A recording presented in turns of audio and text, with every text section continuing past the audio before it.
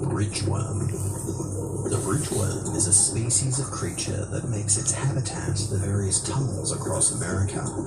It resembles a large, white, fleshy mass with a portion of its head having grooves and markings that resemble a human face. This isn't the bridgeworm's actual face.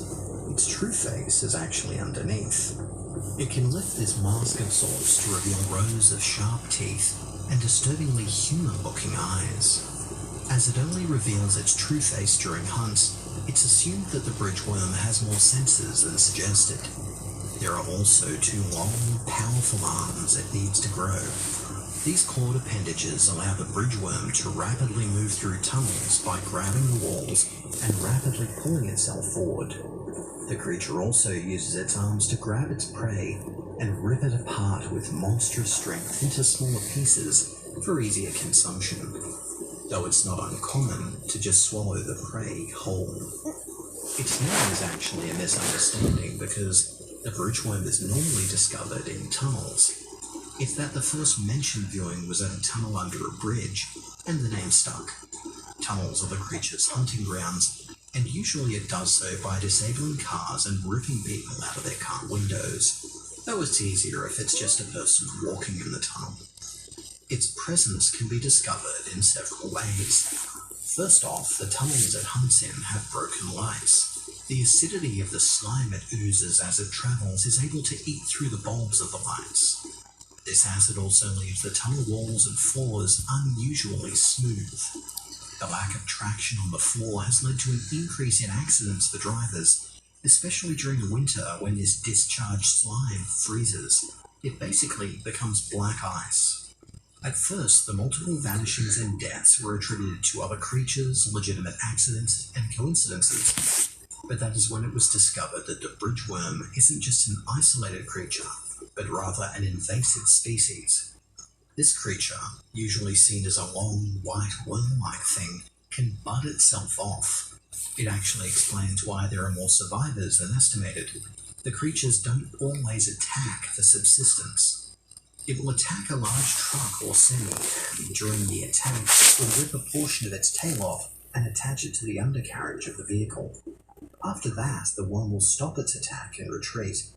The driver, having gotten away, will usually write off the attacker's exhaustion from the many hours of driving. They will then keep driving as the bud grows and grows.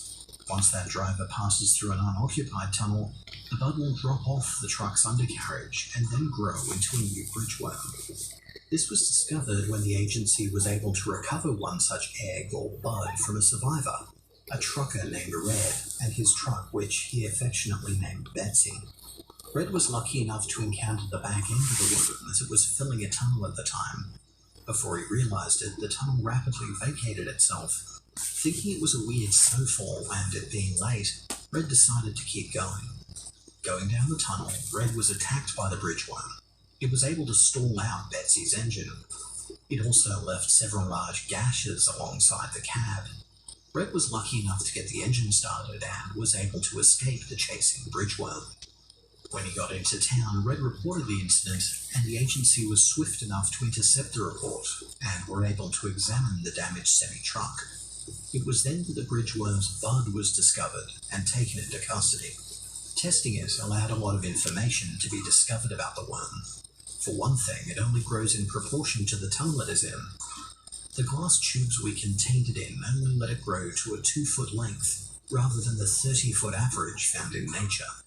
An important thing to note is that not once did the bridgeworm attempt to leave its tunnel once it settled. Even when it was physically injured, it wouldn't leave.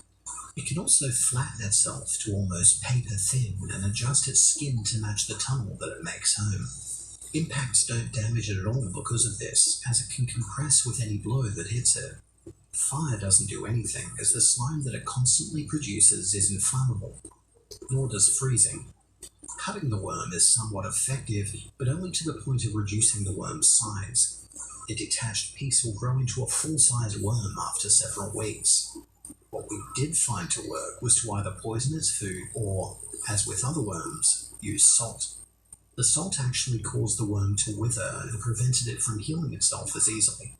Plans are made to salt as many tunnels in America as possible, ostensibly in order to improve winter traveling. That, and closing known bridgeworm tunnels for repair, so the agency can starve them. The Mega War